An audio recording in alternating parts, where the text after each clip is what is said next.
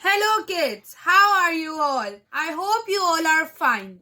So बच्चों, मैं hope करती हूँ आप सब मेरी पहले की वीडियोस देख कर आए होगे। जो भी मैंने साइंस में चैप्टर्स पढ़ा है उन सबको आपने बहुत अच्छे से पढ़ लिया होगा एंड समझ लिया होगा। आज हम स्टार्ट करेंगे force and laws of motion. और बच्चों, एक बात हमेशा याद रखना, अगर आपने चैनल को सब्सक्राइब नहीं किया है, वीडियोस को लाइक नहीं किया है, तो प्लीज एक्सपेक्ट मत करना कि मैं आपको क्लास 10th में पढ़ाऊंगी। Yes, if you want me to teach you in class 10th, 11th, 12th as well, please like my videos and subscribe my channel. Okay, now चलो बच्चों, बिना टाइम वेस्ट किए हम स्टार्ट करते हैं फोर्स को। ठीक है, तो बेसिकली फोर्स होता क्या है? फोर्स का मतलब है धक्का देना। ठीक है, अब ये है, मैंने अगर इसको धक्का दे दिया तो इसका मतलब मैंने इस पे फोर्स लगा दिया, या फिर अगर मैं इसे खींच रही हूं इसका मतलब भी है मैं इस पे फोर्स लगा रही हूं। सो पुश या फिर पुल, तुम किसी चीज को धक्का देते हो या फिर किसी चीज को खींचते हो तो इसको हम क्या कहते हैं? फोर्स कहते हैं। बात खत्म। ठीक है, जैसे तुम आलू लेकर आते हो तो आलू की यूनिट क्या होती है? केजी। तुम्हारी मम्मी क्या बोलती है? 10 किलो आलू ले आओ, तो 10 के साथ जो किलो है वो यूनिट है, उसको हम बोलते हैं एसआई यूनिट। वैसे ही फोर्स की एसआई यूनिट क्या होती है मेरे बच्चों? न्यूटन। बस बात खत्म। ठीक है, अब जैसे ये एक डॉगी है, मैंने इस पे फोर्स लगाया, अगर मैं इस पे 10 न्यूटन का फोर्स लगा रही हूं तो इसमें जो न्यूटन होगा वो फोर्स की एसआई यूनिट होगी। Is it clear? SI unit के बारे में बहुत बार सवाल आता है। सो अब हम अच्छे से इसको पढ़ेंगे, नोट्स को याद करेंगे और इसके बाद एग्जाम में कुछ नहीं आएगा। Clear? So what is force? Force क्या होता है? It is the force that enable us to work. Yes बच्चों, ये फोर्स ही होता है जो हमें वर्क करने के इनेबल करता है, वर्क करने के काबिल बनाता है। बिना फोर्स लगाए तुम कोई वर्क नहीं कर पाओगे। ठीक है, टू डू एनीथिंग, हम कुछ भी करना चाहते हैं, चाहे हम पुल करना चाहते हैं, किसी चीज को खींचना चाहते हैं, या फिर पुश करना चाहते हैं, किसी चीज को धक्का देना चाहते हैं। ठीक है, तो उसके लिए हम जो चीज लगाते हैं उसको हम फोर्स कहते हैं। तो force is nothing but push और pull. Is it clear? Therefore push और पुल, पुश और पुल या फिर पुल और पुश इज कॉल्ड फोर्स। बच्चों, हम पुश या फिर पुल को ही फोर्स का नाम देते हैं। जैसे तुमने ओपन करा अपना डोर, जाओ दरवाजा खोलने चले जाओ, जैसे ही तुम ओपन करोगे डोर को, तुम या तो डोर को पुश करोगे या फिर डोर को पुल करोगे। पुश करना मतलब धक्का दोगे या फिर उसको अपनी तरफ खींचोगे, तो उसी को ही हम क्या कहते हैं? फोर्स कहते हैं। एक अगर तुम एक ड्रॉर ले रहे हो, ड्रॉर को ओपन कर रहे हो या फिर ड्रॉर को क्लोज कर रहे हो, तो उसको भी हम फोर्स लगाना ही कहेंगे। फोर्स क्लियर हो गया? अब हर एक चीज की ऐसा यूनिट होती है, वैसे ही फोर्स की भी ऐसा यूनिट है। जैसे तुम 1 किलो चावल लाते हो, 2 लीटर दूध लाते हो, वैसे ही अगर तुमसे कोई पूछे कि बताओ मेरे बच्चे तुम फोर्स किस ऐसा यूनिट में लगाते हो, तुम बोलोगे 10 न्यूटन, 12 न्यूटन। तो न्यूटन होती है ऐसा यूनिट ऑफ फोर्स। ठीक है, तो अगर हम बात करें यूनिट्स ऑफ फोर्स की, तो यूनिट ऑफ फोर्स सबसे पहली है Newton. It is the most common unit of force. ठीक है, न्यूटन को हम रिप्रेजेंट करते हैं बड़े एन से। कोई भी नलायक बच्चा इसे छोटे एन से मत लिखाना, बता रही हूं मैं पहले ही। कोई भी बच्चा मुंह उठाकर एग्जाम में छोटा एन मत लिखाना, बड़े एन से डिनोट करते हैं हम इसे। ठीक है, और ये इसकी सीजीएस वैल्यू है। सीजीएस वैल्यू ज्यादा दिमाग मत लगाओ, बाद में बता दूंगी। नेक्स्ट क्लास में हम सीजीएस और एसआई यूनिट्स के बारे में बहुत डिटेल में पढ़ेंगे। सो आज बस इतना समझ लो, फोर्स की एसआई यूनिट न्यूटन है। ठीक है, अब न्यूटन होता क्या है? The force applied is said to be 1 newton. If बेटा यहाँ पे न्यूटन कर लेना, डाइन लिख दिया मैम ने। ठीक है, it is said to be 1 newton if it produce acceleration of 1 centimetre second square and by the body 1 kg of mass. ठीक है, मतलब अगर ये 1 kg का मास है और ये कितनी एक्सलरेशन प्रोड्यूस कर रहा है? 1 सेंटीमीटर पर सेकेंड स्क्वायर की, तो मैं इसको न्यूटन कहूंगी। क्या कहूंगी मैं बच्चों? इसको न्यूटन कहूंगी। क्या कहूंगी इसको? मैं न्यूटन कहूंगी। क्यों? मैम आप एक बात बताइए, हम यहाँ पे ये सब क्यों लिख रहे हैं कि क्या है एक्सलरेशन, क्या है मास? तो भैया एक बहुत बढ़िया चीज बता देती हूँ, बाद में मत बोलना मैम हमने बताया नहीं। जो फोर्स होता है ना, फोर्स जिसको तुम बड़े एफ से डिनोट करते हो, ठीक है। फोर्स का एक फॉर्मूला होता है, वो होता है मास इंटू, ये एन क्यू आ गया, एम इंटू का है बेटा, जल्दी बताओ इंटू का है, वेट, एम इंटू ए, ठीक है। तो फोर्स का एक फॉर्मूला होता है बहुत प्यारा सा, वो होता है एम इंटू ए, ठीक है। तो तुम किस मास पे कितना एक्सलरेशन हो पा रहा है, किस मास पे कितना एक्सलरेशन हो पा रहा है, कितना एक्सलरेशन हो पा रहा है, इसी को हम फोर्स का नाम देते हैं, ठीक है। अगर मास 1 kg हुआ, अगर मास 1 kg हुआ, एक्सलरेशन भी 1 सेंटीमीटर स्क्वायर पर सेकेंड स्क्वायर हुई, तो फोर्स 1 न्यूटन का लग जाएगा, बात खत्म, क्लियर। अब डाइन क्या होता है भैया, डाइन में बिल्कुल सेम डेफिनेशन है, बस जो तुम्हारा फोर्स होता है वो 1 kg मास पे नहीं लगेगा, वो 1 ग्राम मास पे लगेगा, ठीक है। तो डाइन ऐसा यूनिट तब बनती है जब मास 1 ग्राम का हो, मास बहुत कम हो, ठीक है। तो अगर तुम्हारा मास 1 ग्राम का है मेरे बच्चों, तो क्या करोगे तुम, ऐसा यूनिट में डाइन लिख दोगे, 10 डाइन फोर्स लग रहा है, 4 डाइन फोर्स लग रहा है। Is it clear? अब बहुत इंपॉर्टेंट क्वेश्चन आता है 3 मार्क्स का, इफेक्ट्स क्या होते हैं फोर्स के, आखिर फोर्स के क्या क्या इफेक्ट्स है वो आपको याद करके जाने हैं, बहुत आसान है, बस दिमाग लगा के सुनो। Force can move a stationary object और स्टेशनरी बॉडी। अगर ये एक स्टेशनरी बॉडी है, स्टेशनरी बॉडी मतलब बॉडी एट रेस्ट, अगर ये एक ऐसी बॉडी है जो मूव नहीं कर रही, स्टेशनरी है, तो फोर्स इस स्टेशनरी बॉडी को मूव करवा सकता है और मूविंग बॉडी को स्टेशनरी बना सकता है। तो फोर्स एक बॉडी की पोजीशन चेंज कर सकता है, स्टेशनरी बॉडी को मूविंग बना देगा, मूविंग बॉडी को स्टेशनरी बना देगा। बात क्लियर है? समझ आ रहा है या नहीं आ रहा?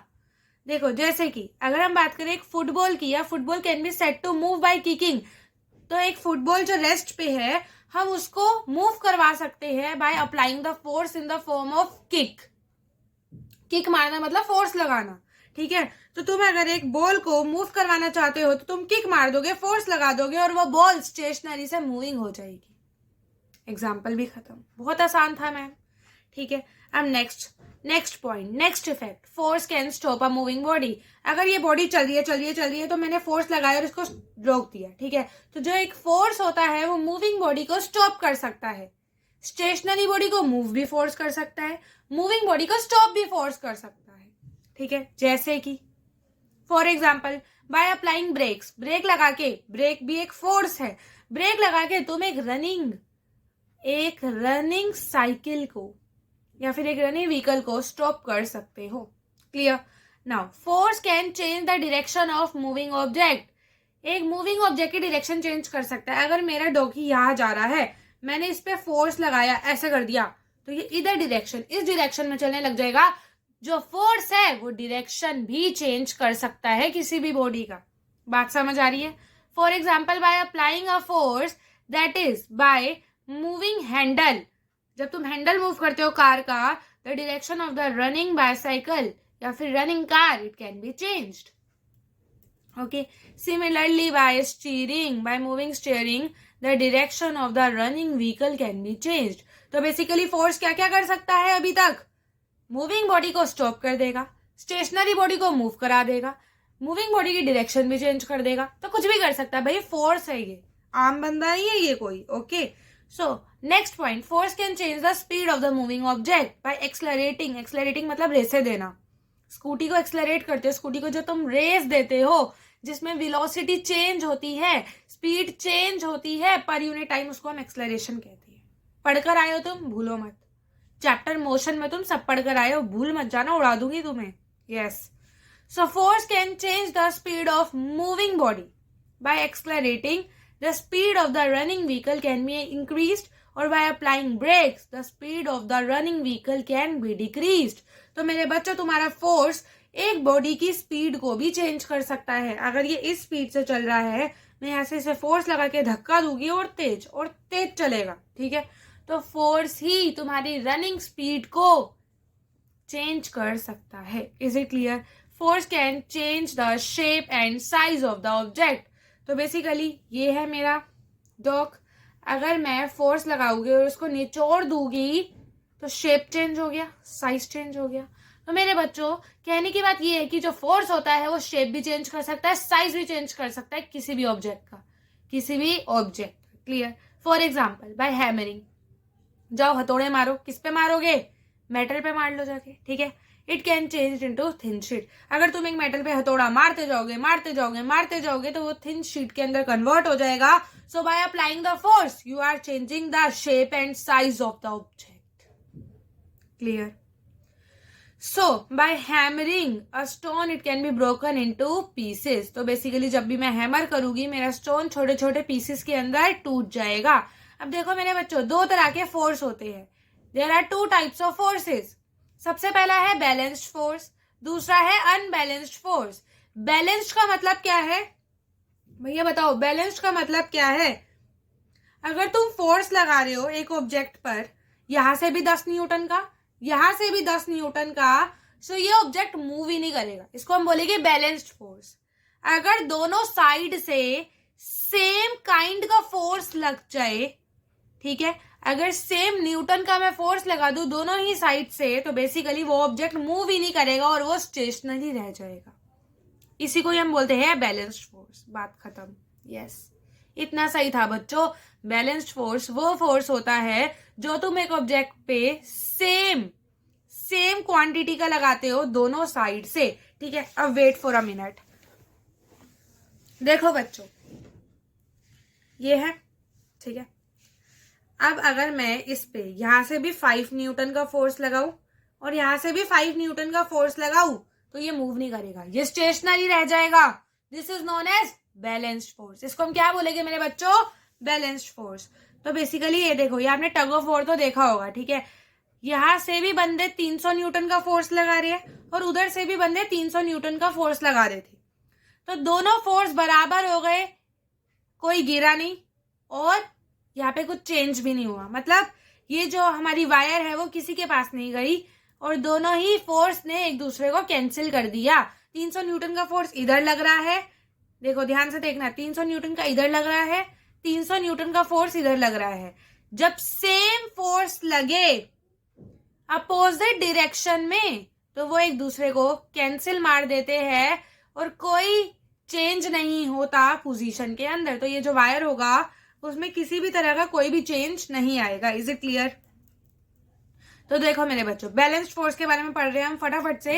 इफ द रिजल्टेंट मतलब total resultant force, resultant of all the applied force is equal to 0, it is called balanced force. ठीक है, अगर रिजल्टेंट फोर्स 0 आ जाए, मीन्स अगर तुम दोनों साइड से सेम फोर्स लगाओगे तो वो एक दूसरे को कैंसिल करके 0 बन जाएंगे।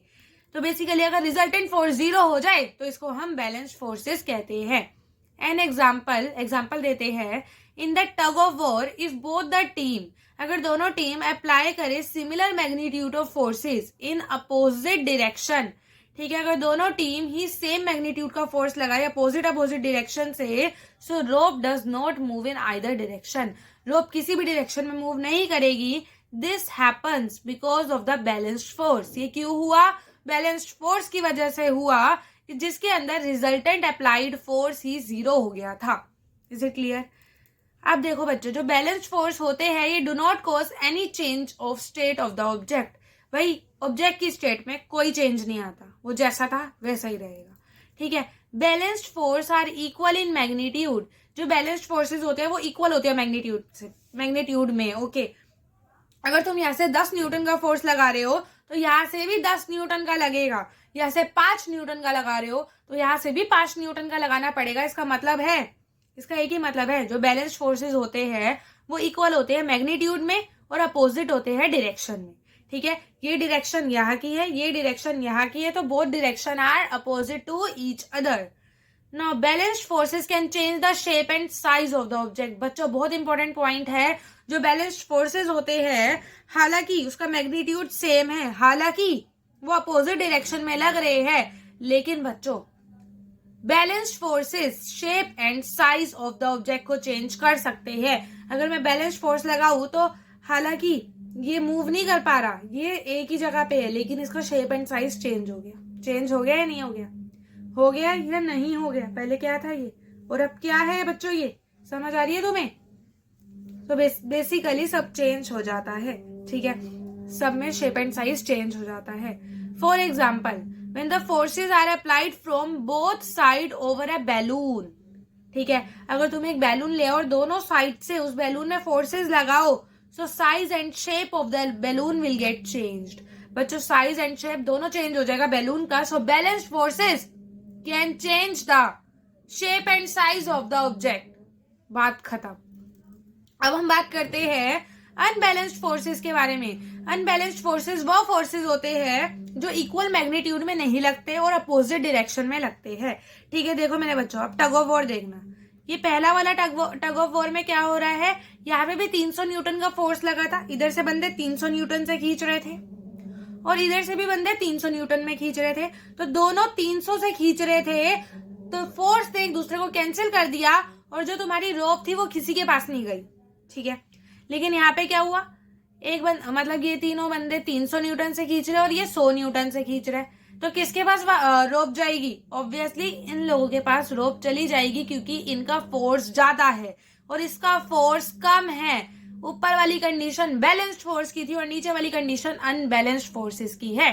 सो अगर फोर्सेस सेम मैग्नीट्यूड के ना लगे तो उसको हम अनबैलेंस्ड फोर्सेस कहते हैं। इफ द रिजल्टेंट, अगर रिजल्टेंट 0 ना आए तो वो भी क्या हो जाएगा मेरे बच्चों? Unbalanced force. So if the resultant of applied force is greater than 0, the forces are called unbalanced forces. A object is in rest can be moved by applying the unbalanced force. Applying unbalanced force. ध्यान से सुनना, ठीक है। तो balanced force में क्या हो रहा था, जब मैं दोनों साइड से सेम फोर्स लगा रही थी, ये मूव नहीं कर पा रहा था। लेकिन अब मैं ऐसे कम फोर्स लगाऊं, ऐसे ज्यादा लगाऊं, देखो ये मूव कर पा रहा है। तो बेसिकली इसमें भी यही लिखा है, अनबैलेंस्ड फोर्सेस के अंदर तुम्हारा ऑब्जेक्ट रेस्ट पे नहीं रहता और मूव करने लग जाता है। अनबैलेंस्ड फोर्स से क्या क्या हो सकता है कि एक स्टेशनरी ऑब्जेक्ट को मूव करवा सकता है, इसकी स्पीड बढ़वा सकता है, डिक्रीज कर सकता है ये speed of the moving object, एक चलते हुए ऑब्जेक्ट को रोक भी सकता है बच्चों ये, और ये शेप और साइज को भी चेंज कर सकता है। Is it clear? अब ये कुछ डिफरेंस है बैलेंस्ड फोर्स और अनबैलेंस्ड फोर्स के बीच में, ये तुम्हें लर्न करना है, ध्यान से लर्न करना। ये पूछा जाता है 3 मार्क्स का, यही क्वेश्चन आता है। देखो बैलेंस्ड के अंदर जो फोर्स होगा वो इक्वल मैग्नीट्यूड में होगा और अपोजिट डायरेक्शन के अंदर होगा, ठीक है। यहाँ पे जो फोर्स होगा वो अनइक्वल मैग्नीट्यूड में होगा और अपोजिट डायरेक्शन में होगा। नेट फोर्स 0 होता है बैलेंस्ड के अंदर, नेट फोर्स इज 0, और यहाँ पे नेट फोर्स 0 नहीं होता। बैलेंस्ड फोर्स के अंदर बॉडी हमेशा रेस्ट पे रहेगी, मूव ही नहीं करेगी। दोनों जगह से एक ही फोर्स लग रहा है तो बॉडी मूव ही नहीं कर पाती, फोर्सेस कैंसिल ईच अदर। और मेरे बच्चों अनबैलेंस्ड फोर्स की वजह से बॉडी में मूव करती है।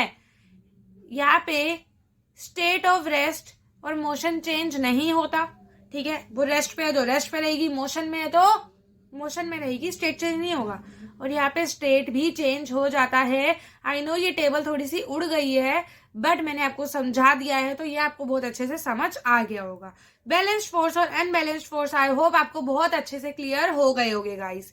ओके, सो अब हम बाकी सारी चीजें नेक्स्ट क्लास में पढ़ते हैं।